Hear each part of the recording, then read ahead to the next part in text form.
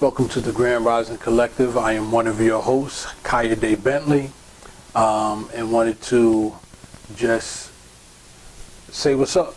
I don't want to be too formal. You know how I do in the podcast. I'm more of the relaxed, I guess, type. But I felt it necessary to give you this more personal introduction, because we haven't posted in a while. This is the Grand Rising Collective, whose objective is to engage, inform, inspire, and empower the community towards excellence. As Kyle says, instead of good morning, you say Grand Rising, as a sort of motivational mantra, as it were, to start your day off in excellence, to start your day off at the top of your game, to start your day off full of energy. We know that's a big challenge today in today's society, right? We got that. We understand that very clearly. So we hope to inspire, motivate, enlighten all of you, our subscribers and our viewers, with the content that we put out there, so that way the mornings will be somewhat more positive or inspiring for you. So there you go with that. I'm going to work on my long-windedness, but hopefully you'll get that. So now, what I want to do is do a special introduction, and let me clarify this. All our guests are special. Let me just say that. I don't want our guests feeling like, getting all upset because of that. But this particular guest that I'm introducing right now is unique. I'll say that. And everybody's unique. Everybody has their own specialty over here. But this person I've had the opportunity of working with, Kyle and myself, working with, and have gotten to know over the years, and you'll get a glimpse of just how powerful this young brother is in the clip to be about to play. But I wanted to take this time and opportunity to do this unique introduction for this particular guest because of the influence that he's had on me, as well as the influence that he's had on, I would say, everyone he's been in contact with. I don't know everybody he's been in contact with, but I could tell you this brother, his network, it's very impressive. Very impressive, not only nationally, but internationally. So I felt it was appropriate for me to do this unique type of introduction for this particular guest. In fact, I wanted this guest on earlier at the beginning when we started the Grand Rising Collective channel, but I wanted to be able to increase the subscribers to the channel or the viewership because the stuff that he drops, the knowledge that he drops, is beneficial to a lot of people. And I just wanted to expose his knowledge to as many people as possible, which is why I delayed interviewing him for so long. But it got to a point where it was like, listen, man, we can't delay this any longer. We got to get this brother on here. And Kyle was very instrumental in that, definitely. Because I probably would have delayed another few weeks, but eventually it's going to come to. I had to get this brother on here. So, what you see probably behind me right now is part of the discussion that we had with this young brother. And without any further delay, the brother I'm talking about is Chike Ukaegbu. Amazing young man, amazing brother. You'll hear his introduction in the official premiere that we will post and put out in the next few days. So you'll get some of that. If you want any more, look him up, Chike Ukaegbu. And what I want to do now, this introduction I'm doing now, is I'm going to just address some of the topics that we discussed in a short form to give you just a glimpse on what the discussion was about. I also want to mention that the discussion is going to be enlightening, which I hope all of our discussions, all you viewers and subscribers have found enlightening. We call you, fam, to an extent. You're not viewers and subscribers, you're family. As abstract as that may sound, but you are family if you're getting any benefit from what we're providing. So I'm going to basically give you my perspective on some of the topics that we talked about, which I said before, to some of you may be enlightening, but to others may be a little controversial. But it's real talk. It's our perspective on particular matters, but that can also provide insight. This brother, the youngest brother to run for elected office, the presidency in Nigeria.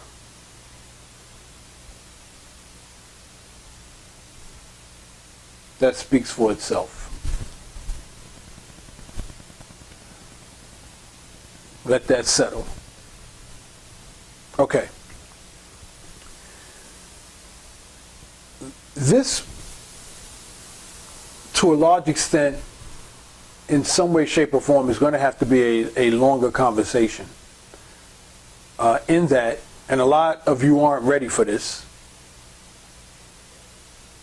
for the most part, I think, could be wrong, but the effective, pervasive indoctrination that has been placed on the American people. And I'm leading up to something. If you have the, what's the word I'm looking for? Ability to fathom what I'm about to say, or fathom this point I'm about to make, it'll really make you think. There is this woman called Jane Elliott. If you haven't heard of her, look her up. Jane Elliott. And she did a very effective, thought-provoking, eye-opening, and self-revealing activity with the students in her class. And it was the blue eye, brown eye test, as it were. Whereas she separated students with blue eyes from students who had brown eyes, and treated one segment of the students one way and the other segment of the students another way. In other words, treated one student with privilege, one group of students with privilege with one set of eyes, and the other students disrespectful, or without privilege, as it were, with another set of eyes. And it was so revealing. Because it goes back to that statement, treat others as you want to be treated. It's powerful, right? I'm leading up to something. I'm getting to it. All right? Then she did a lecture, and she asked the audience in the auditorium a straightforward question. And it was, knowing what you know, living in this country, how many of you would want to be treated the way blacks are treated in this country? How many of you would switch places with blacks or African Americans in this country? How many of you would be willing to switch places? Not one person in that audience, predominantly white, black it doesn't apply to because they're excluded from that question. Not one white person stood up. Not one. And that was revealing right there, because it's revealed. You know what the treatment is.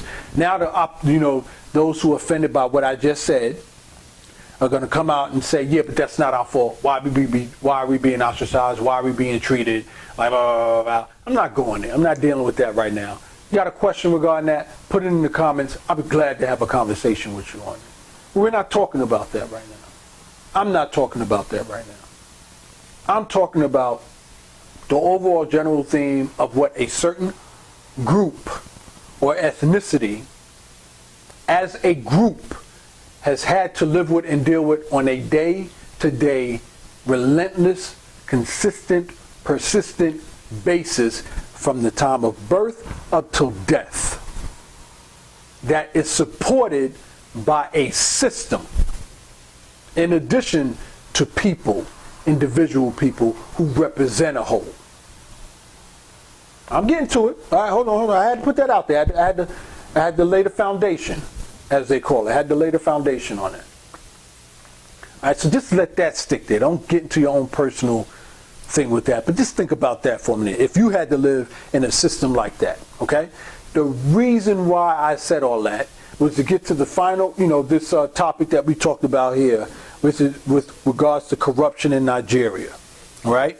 And it falls along the same line, where it was brought up that Chike had to face, as he was running for office, running for the president, as the youngest candidate in the history of Nigeria for office. They brought up this term of corruption, a corrupted system, right? And I'm saying that to say, and giving my perspective, and you'll see it. You'll see the interview that he had, or clips of it anyway. The narrative that I had to be careful of, and it almost tricked me, it almost caught me, was as if there's more corruption in Nigeria than in any other place, or to the extent that Nigeria doesn't have the right to have corruption, as it were. That underlining tone, that underlining sentiment. Why is Nigeria different than any other country? We've already had a president in office that was corrupt, possibly more corrupt than any other president. I'm talking Nixon as well. I don't even think Nixon went this far to do the atrocities that this so-called person did. Maybe Nixon did, but it wasn't as blatant and in your face like this last person was. All right? So you, here in America, you actually see the corruption playing out in your face. But yet the narrative that corruption in Nigeria is supposed to be not allowed, as it were, or more frowned upon than in any other place, knock it off. And the final part is it shouldn't be accepted in Nigeria. All right? Now, let me say this. I don't subscribe to corruption. I just want to make this clear. No, I don't support it. I don't subscribe to it. None of that. I don't believe corruption. Yeah, I distaste corruption. I don't like corruption. It's bad. It's bad. I don't know how plain to make that. I don't agree with that at all. What I have a problem with is the hypocrisy around it. Whereas news media, locally, regionally, internationally, try to highlight and embolden that narrative or label Nigeria that way, as if it's more corrupt than any other place. That's the issue that I have with that. Chike talks on that, does a great job on that. In fact, he speaks on how it relates to ineffective leadership and how it's embedded in humanity. And he'll talk about, Chike, I'm sorry, man, I didn't mean to use the key words, but I had to put it out there and just giving my perspective to say that I agree with Chike's response to that. And then you'll see that as well. With that said, there was the question of corruption. And my dad wanted to let you know that they came at you on your interviews. We're going to put this in here, man, on CNN, Al Jazeera, and all that about corruption. And I said, don't let them fool you with that, G. That corruption.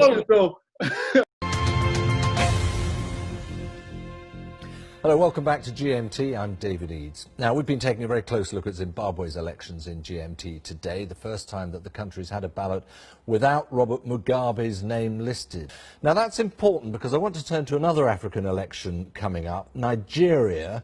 The vote is still some months away, actually, but it is experiencing a bit of a youth movement because of a change of law just last year. The Not Too Young to Run bill was introduced, and it lowers the presidential age limit from 40 to 35. So that's opened up the field to people like our next guest. And joining me live from New York is Chike Ukaegbu, who is going to be contesting the presidential election in Nigeria next year. Chike, thanks very much for joining us. You say we don't understand the importance of the problems that we face. They would say to you, you really don't get the reality of the way this system works. Because, come on, let's be honest, it is a corrupt society. It's a corrupt political network.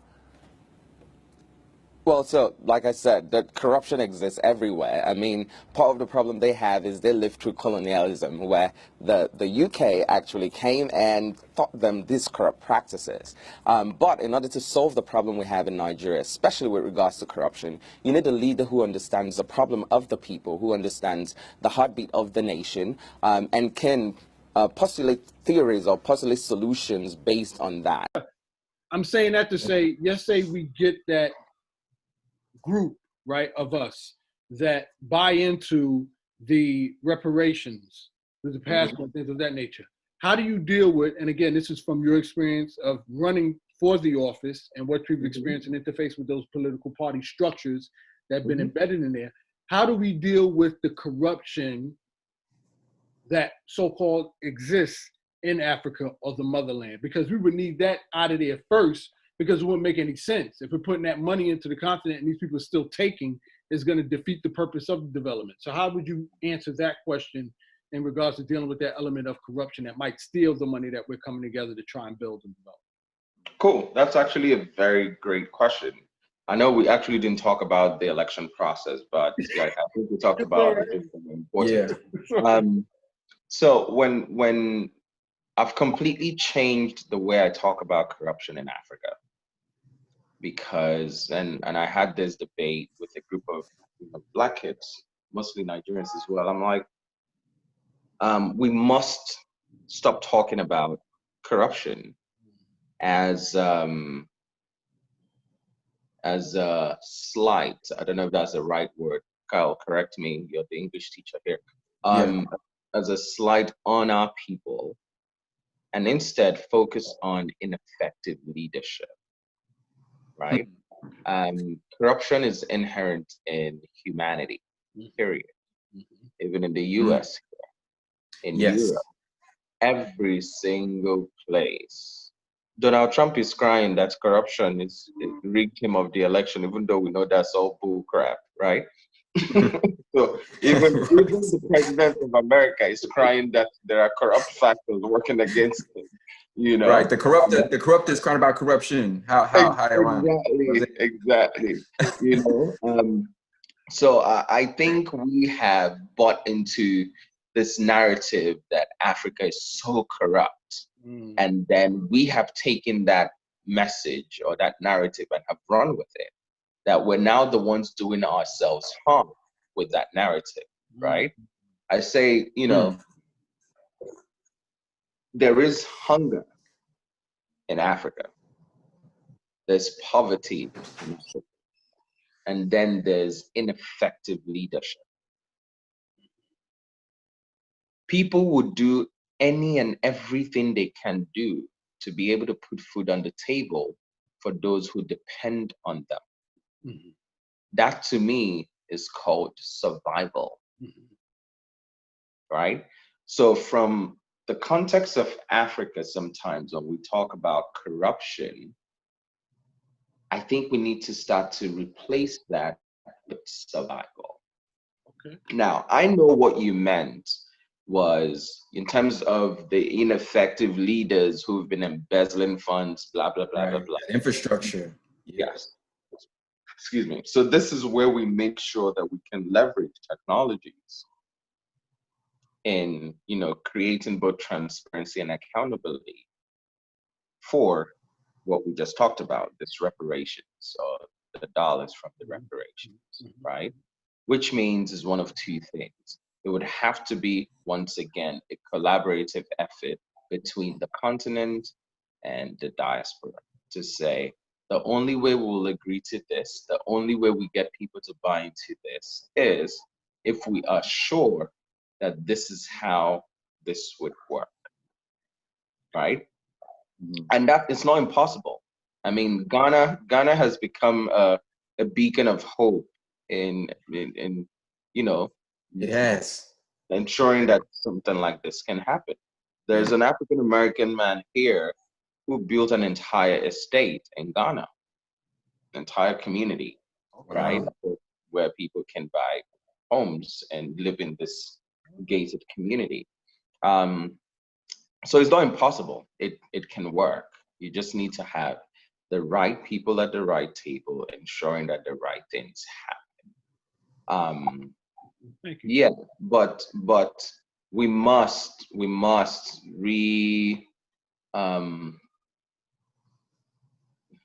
the English word has gone, realign the way we talk about corruption and when it comes to Africa, because we're helping to perpetuate a negative narrative that is hurting more than helping us. Corruption is everywhere. Yeah. Baby, yeah. You don't say ready on this. You know I have patience.